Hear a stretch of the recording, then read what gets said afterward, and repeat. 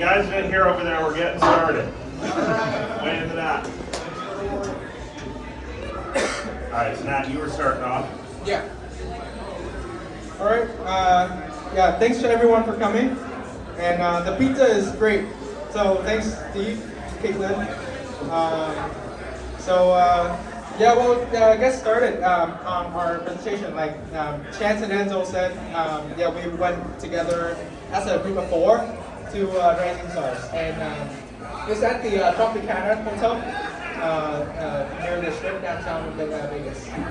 And so what is this conference and what does it entail? And like we have like 3 things, like 3 key things that this conference offers is guest speakers, networking opportunities, and fun educational activities. And then the 4th one, bonus, is Vegas because it's fun. And so like the conference is like a 3-day thing, and it starts from Tuesday, ends on Thursday. So most of the actions happens in Tuesday and then Wednesday.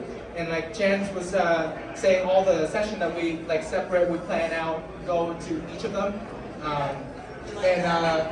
And then the last day of that was like, thanks everybody for coming, this is great. And like the panel of speakers at the end was on the last day. Yes, that's like it was so great. Ask any questions you have. Thanks everybody for coming. Yes. And have a good flight home. Yeah, it's a half day. And the funny thing is we saw Dr. Luo on the way back. We did. When we were transiting on Salt Lake City. So it was interesting on the way back. So I'm going to talk about my favorite talks. And so to start out, I went to this talk called Integrating Self-Driving Cars. And this was presented by Jingtao Xia from, she's a senior engineer at Cruise Automation. And so she earns a EE degree from UCLA. And then she go work for Altera, which then the company was acquired by Intel. And then she worked for Intel. And then now she's at Cruise doing senior engineering work. And I'm going to talk about her work later. But then Cruise here is a self-driving car company that is mostly owned by GM and partially by Honda. And so like the 2 big automaker companies give funding for this company. It's kind of like a startup right now, and it's based in San Francisco. Its main service is like it's similar to Uber, that do food delivery and then ride hailing. But the ride hailing part is it provides accessible ride hailing where like the normal Uber, like there's a driver and like for disabled people, it's hard for them to get on and get off the cars and something like that.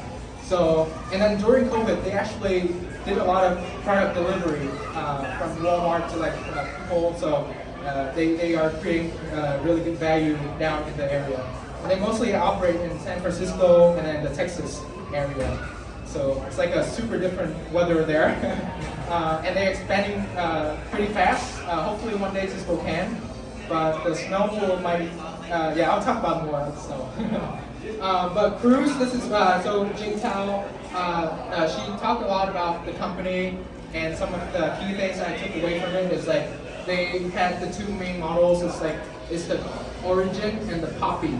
The Origin is like the minivan looking, no driver, 4 seats facing each other for accessible ride hailing and product delivery.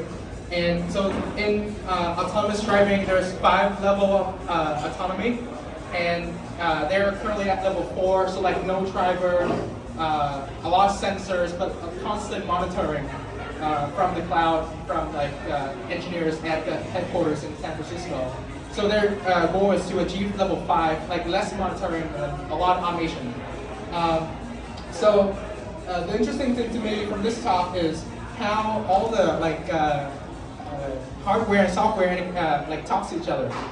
So to build a self-driving cars, there's a lot of hardware. But like the main ones are LiDAR, gyroscopes, sensors, cameras, and radars.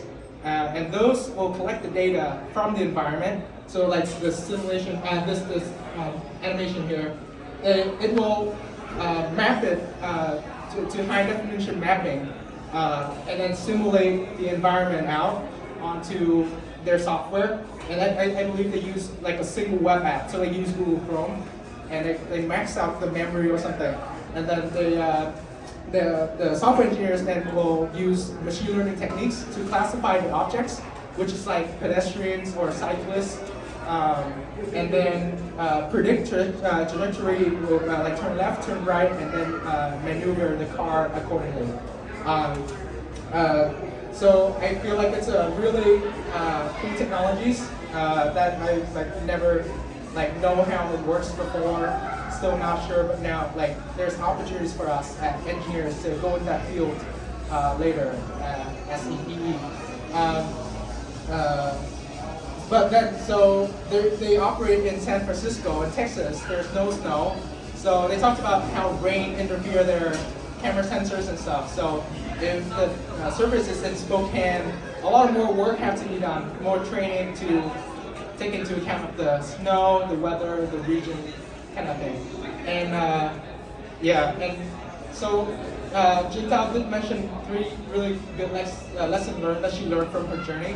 Is learning comes from problem solving. Is that like not just doing math? So you actually have to understand the problem, solve the problems, go through that process. And then a perfect solution does not exist. And it's like it's for trial and error. You know, when you get a solution and then progress is incremental. So like just like looking back like 4 years from the start, you'll see there's a lot of progress, but it's incremental. So another favorite talk that I went to was these 2 talks. One is about smart grid and one is about blockchain. I put these 2 together because they share a lot of similarities. They have a lot of similarities. So the smart grid one is similar to Chance was saying earlier. It was presented by John McDonald. He's from GE, and he tells us a lot about the cutting edge technologies that the grid is using. And so one stories that I really remember from his talk was he was saying about digital transformation.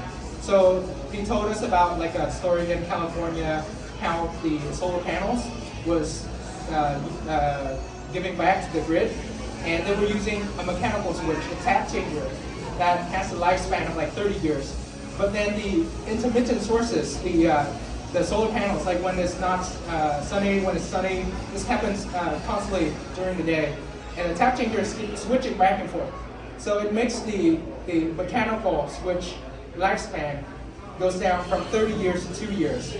So that gives gives a problem for engineers like us to solve it by transforming the grid into like a digital systems more. So like those like with SEL modules, something like that. And then so the talk from Amber. Amber was our IEEE Spokane Region 6 president previous years. So she came and talked to us about blockchain. And I was wondering why she talked about blockchain. She was in power systems, and she told us about the story why she got into that is she was working at the dam, and then there was this business just call her up and then ask her to buy the dam, or like ask the whole like team of engineering and all like who owns the dam to buy the dam for power generation to mine Bitcoin. And then she was like, I think that deal was not feasible, so they didn't sell the dam. But she was interested why this technology consumes so much power, and then and then she started kind of researching into it. She presented to us about the history, how blockchain was developed, and then what the technology really entails. And I think she does a lot of work now at Ion Engineering on blockchain technology. And both talks have really interesting stories like those 2, and both also mentioned a really critical point is cybersecurity, where our critical infrastructures is pretty vulnerable to attacks, especially transforming to a digital place. There's a lot of nodes that is vulnerable, so especially the network area. So that's And Nhat and I just went to a cyber. This is this, but Nhat and I went to a cybersecurity competition over at Gonzaga also, and they talked about the same exact things in the grid. So there's a lot of people. There's a lot of people talking about that. Also, you know, they talk about it at Rising Stars, and then we see it also over at this competition in cybersecurity. They have a speaker talking about it. It is a major issue and something coming up. But it's just very interesting. After seeing it there, it's like you hear it again here, and it's like, oh, this is actually, this is something that really matters. I wasn't there for that talk, but I wanted to share that. Yeah, the topic Jeremy mentioned was about how Ukraine grid was attacked by Russia before the war even happened. And they were like accessing the SCADA system to turn off all the, like open all the breakers that They disconnect literally all got remote desktop access and like clicked the thing to turn it off. Yeah, they were using cybersecurity practice like spear phishing to attack those viewable nodes. Like the employees click on it, and then your system was accessed. And it was kind of mind-boggling that like this happens like so frequently now, and then it's a really like in every industry now, the cybersecurity is like very important. So I will hand it off to Jeremy. I was wondering where the rest of my slides went. Oh, did you have transitions too? Okay. So I was also going to talk about the talk by Russell Harris, because you might not be like, oh, talk about politics. Okay. But at first I was going to say that. Like, I talk about politics, I'm not sure if this is really going to be my cup of tea in this, but it was actually, honestly, out of all the talks there, the best talk that I really enjoyed, because, so, as Enzo was pointing out, Russell is one of the lobbyists for IEEE, to represent IEEE, and IEEE as an organization works to represent all us engineers and our interests and the things that we think should happen. So it's not, it's a bit different than what you might think when you think lobbying. It's like, these are the things we agree on that we should all do, and then try to do it. And if they don't agree on it, then IEEE doesn't get involved in it. One of the big things that the talk was focused on is actually how much of an impact that everybody can make as professionals by working with IEEE or just working with legislators to try and make sure we make good decisions. So if we read something that seems really concerning, politicians are talking about doing, IEEE really steps in as an organization to try and help bridge that gap, to communicate to them like, hey, the people who know how this technology works might not think it's a great idea, or maybe you should do it this way, to actually go and build that trust with legislators to try and do it. And so that's sort of the IEEE part, but also on an individual part, he talked a lot about how big of an impact letters to the legislature can have from individuals. He was like, how many letters do you think it takes to have your legislator actually listen to a particular topic?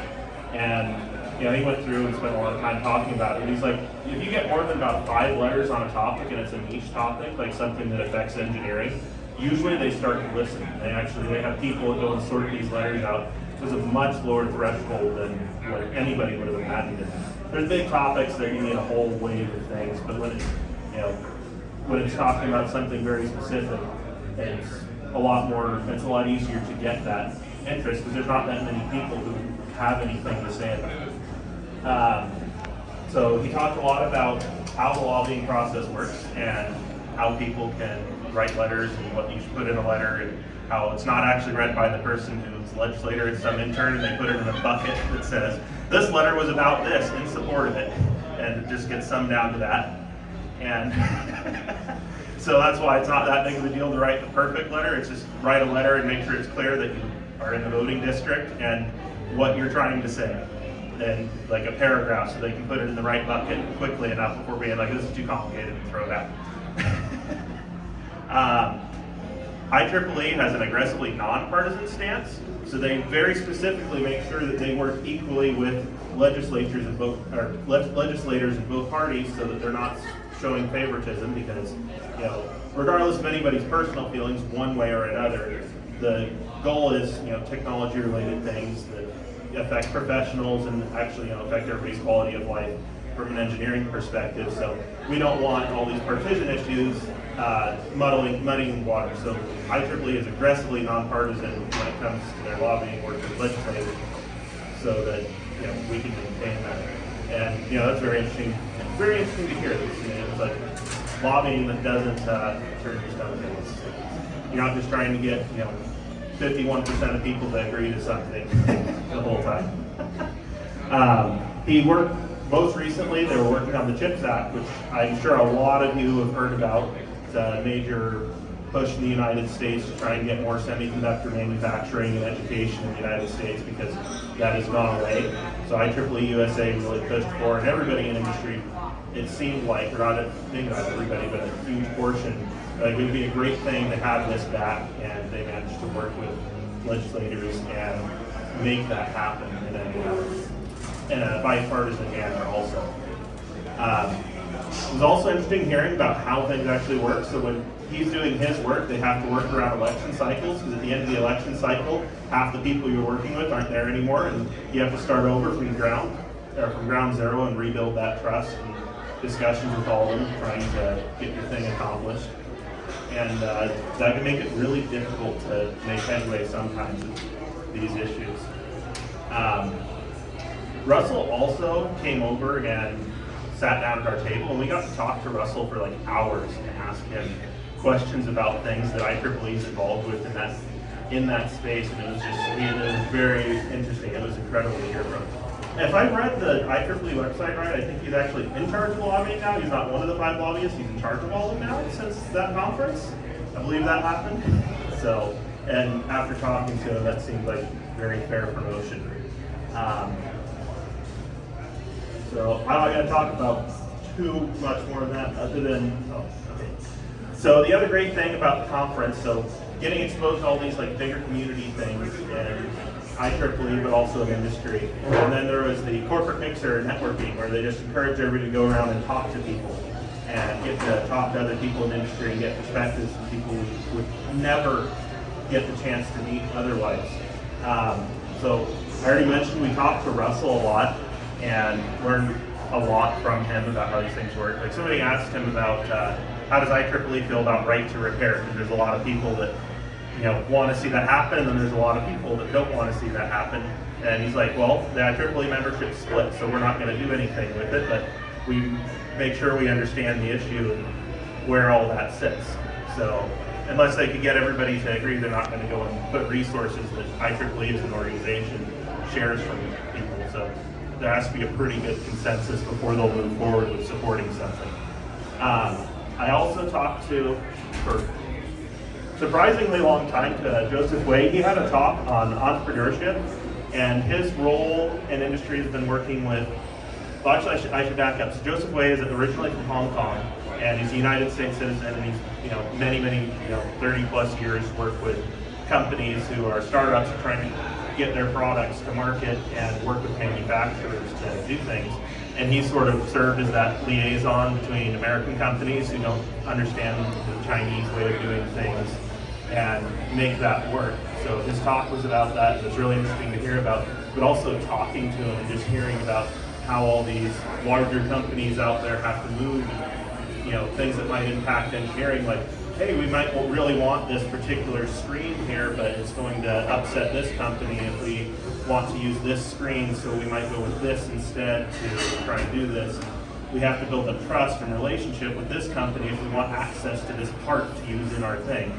So it was really interesting hearing that from him, and he, really interesting guy.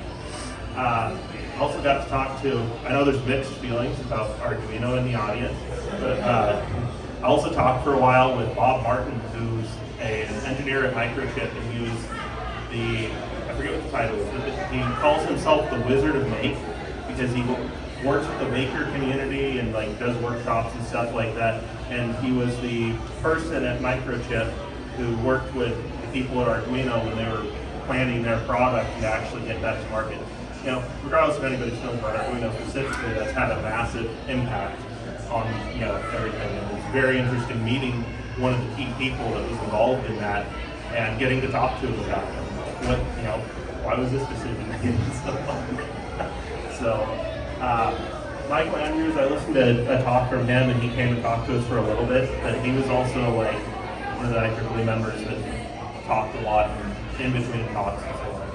So It was all pretty incredible meeting these people and getting this experience that gives a broader perspective on things. It's like we learn how to solve individual problems, but it is really important to understand how they fit into the whole picture. And you don't get that just sitting down and solving an equation. You have to go and see what everything is around. Okay, I'll let you take over now. So, besides the main our favorite sessions, we went to like a lot throughout those 3 days, and some other key takeaways were like a lot of other technology was mentioned. For example, 6G is so we had a vice president from Qualcomm came and talked to us about how they develop the generations like up to 5G, and then now they're planning to roll out 6G very soon. And it's interesting to see that. And then Chance was mentioning about quantum computing, and Worley from Strangeworks, he was saying that's the next big thing. But and that kind of resonates with one of the scientists from NASA. He was asking a question about how to use quantum sensors to collect more accurate data and do faster computing in space missions. So that was interesting, like how quantum fit into this picture. And then cyber security in avionics, like the spacecraft and then our planes was talked about too. And then the thing that stuck out to me also is Age Tech. I have not heard about that before the conference. It's like healthcare. It's like when the wearables that you guys have, that we have, and it's like more the industry is getting more onto target the older audience, where we want to have a lot of technologies to help us live longer, live more happy. And then one more is digital twins is making our real world into a digital form to do simulations, to do analysis. Can I talk about that a little bit? So the digital twins thing felt slightly like a sales pitch, but basically he came in and presented what their company was doing.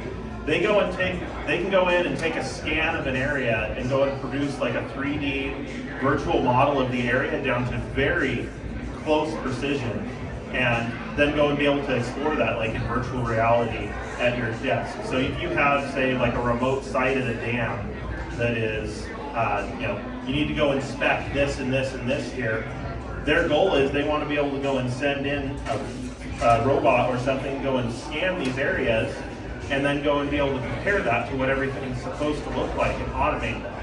So you no longer need, I have a family member who works at Vista, and I remember one of the first things he did when he started, because he was supposed to inspect the dams, found out his predecessor was like going through the tubes, inspecting the turbines himself. He's like, way to get an intern so right away, I don't want to do that. But that's one of the things that the company with the digital twins thing wants to replace that with, being able to use an automated system to go and do that much less dangerous for whoever's doing it, a lot more comfortable to sit at a desk instead of go and crawl through the tube on a dam, go and make sure there's no little cracks on the walls and inspect it, when you can just go and have a little robot do it for you. And then you need the software to do it, which sounds like the software side of that is what that company mainly does.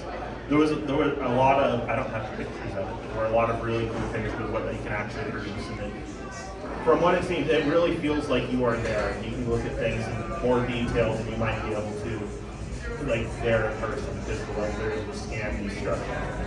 So that was a cool talk. It was also a little sales pitchy, but it was neat. And I can add more on the soft skills that we were learning, especially like other than the technical side. Is we had talks on how to manage your finance, like 401k, Roth IRA, how does all that work? And we were able to know how to use credit cards to retire early. or like I loved that talk after I heard that. I was like, all right, I don't want to hear it. Yeah, we had a presentation from engineer from Intel. He retired at like 50 years old, and he was telling us how he did that, from savings, Roth IRA, all those play together. And then one special one is like the credit cards. He was like giving a lot of rewards from and to like travel on the flights. He lived in Arizona. He was using like Southwest a lot, so that helps. And then we weren't supposed to get into that thing. I have an issue with credit cards. I've seen too many friends get destroyed by them. I think the little airline miles are not.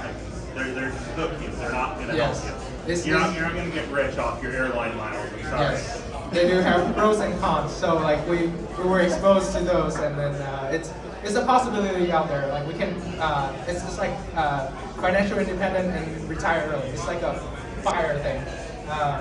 And so other than that, we were able to hear about leadership. Like Enzo went to a lot of that, and then they shared tips on like how to run a student organization and how to volunteer, how to get experience in the field. And then yeah, the Young Professional Network was cool.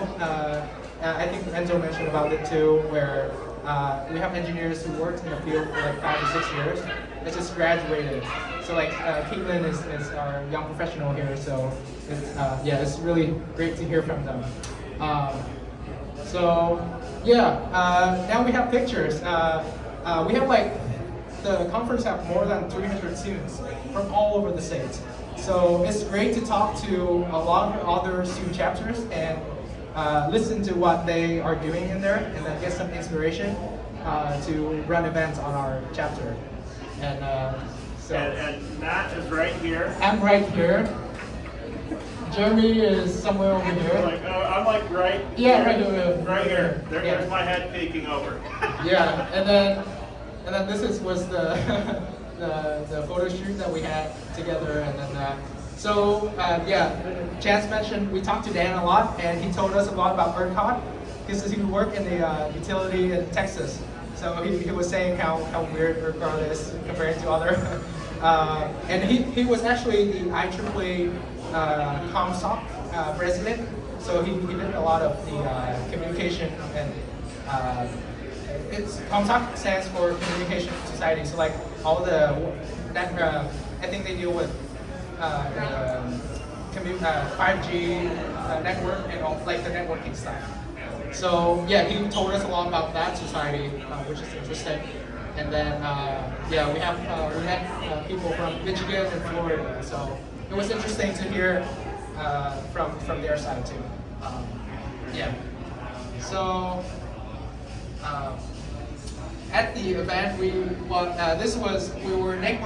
Microchip was there hiring for entry-level engineers. So a lot of students got jobs from there. They were doing interviews at that too, and we had great food. So it was yeah, we were able to like mingle during the sessions with food and stuff too. So that was great. And then yeah, Vegas was cool.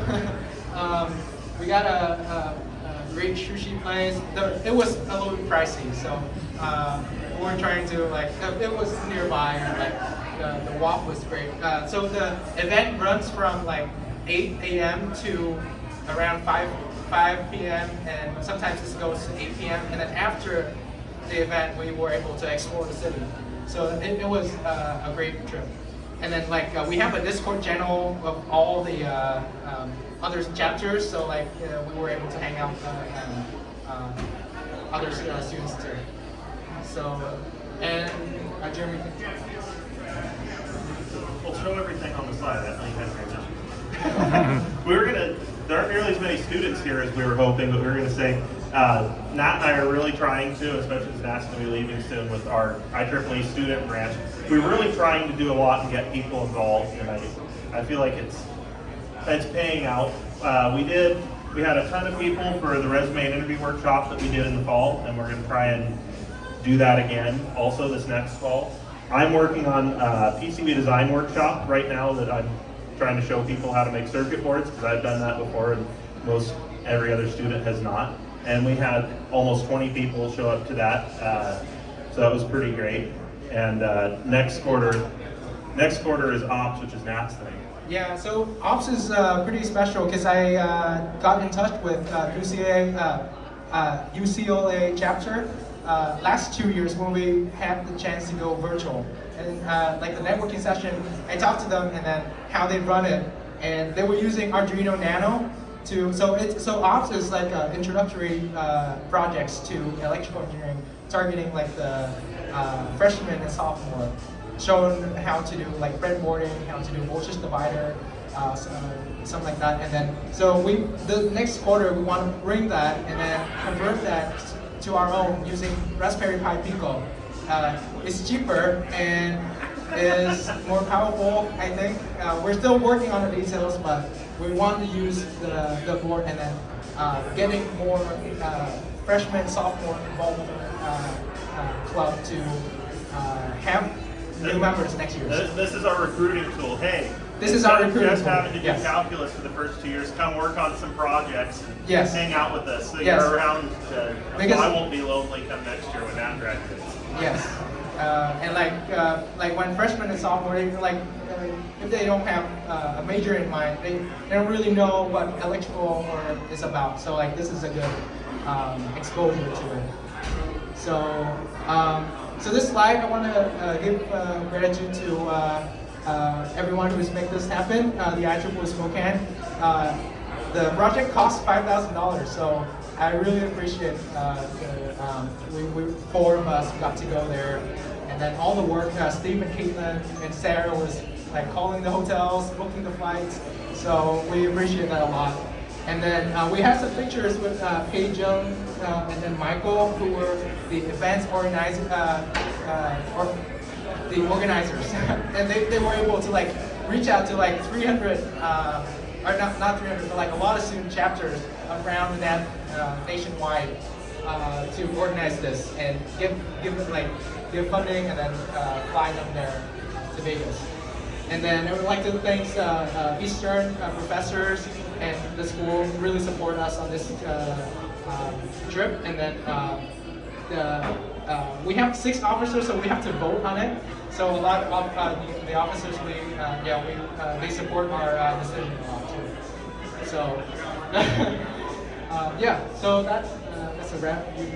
And I also want to say thank you to IEEE Spokane and everyone for making this happen for us to go. It was an absolutely incredible experience. And I was initially thinking I don't want to go next year because I'm going to have a lot going on, but now I'm like, I was so incredible I want to go again. I don't know if I will, but it's incredible, and I want to think. I think more students need to go, and I'm going to try and with our IEEE student chapter, we definitely want to try and figure out how we can get more students going next year, because that is just, it's not an experience that you can really replicate or even fully convey here in a presentation how it was. It was very, very mind-opening for us. Yeah. So thank you. Yeah. So the EWU chapter is doing all these projects, and I'm sure the GU chapter is doing all the projects, and we're only like 2 miles or 400 yards from each other. Yeah, So the campus going. have you guys talked about collaborating with them? We have a little bit, but they don't have nearly as much involvement as us. They can still come over if they want it. We've invited them. They just haven't shown up. Do you have anything to say, Chance, or does that sum it up? I don't even have time to sleep this semester. So I'm sorry.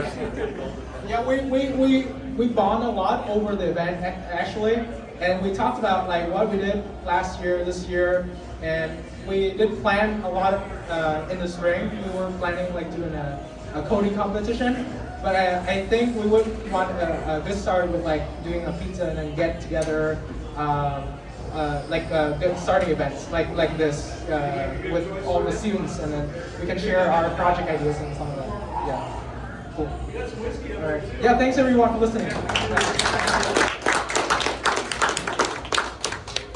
So in closing, let me say thank you for coming. The IEEE, yes, it was a very expensive project to do all this stuff, and it was like shocking to us because the prices really went up over the 3 years of COVID. So we just, when we saw, oh, it's in person, great. Well, that was great. You can do so much more in person. You can mingle, you can interact, you can meet people on the sideline. You just don't cut off like suddenly like Zoom. So it was really good. So we really rewarding, and as one consequence, we would like to build up Spokane IEEE. So if anybody would like to join us or help us out with different projects or on the executive committee, we really want to use it now and get people, because we want to build up after COVID and to kind of come back from 3 years of isolation. So anybody that's graduating and staying in the area or whatever is just totally welcome to join IEEE Spokane and give us a helping hand with all these projects, including next year when we really do want to send more people to Rising Stars. Only we're going to have to do some fundraising and all kinds of stuff to really. We've got ideas, but you know, there's a ways to go. So thank you, everybody. Thank you very much, and thanks, Caitlin, for bringing this sound system that's been so important here at FlatStick. Just wanted to quick comment, but so I went to Rising Stars back in January 2016. It's actually the first year they did it, and I remember coming back and having newfound passion for electrical engineering and the people around me and STEM, and it is really, really special to be able to be part of the organization that's sending students now and to see that same passion and excitement from you guys that got to go. So I'm glad you guys all had fun and the money was 100% worth it. Thanks so much, you guys, for the wonderful presentation.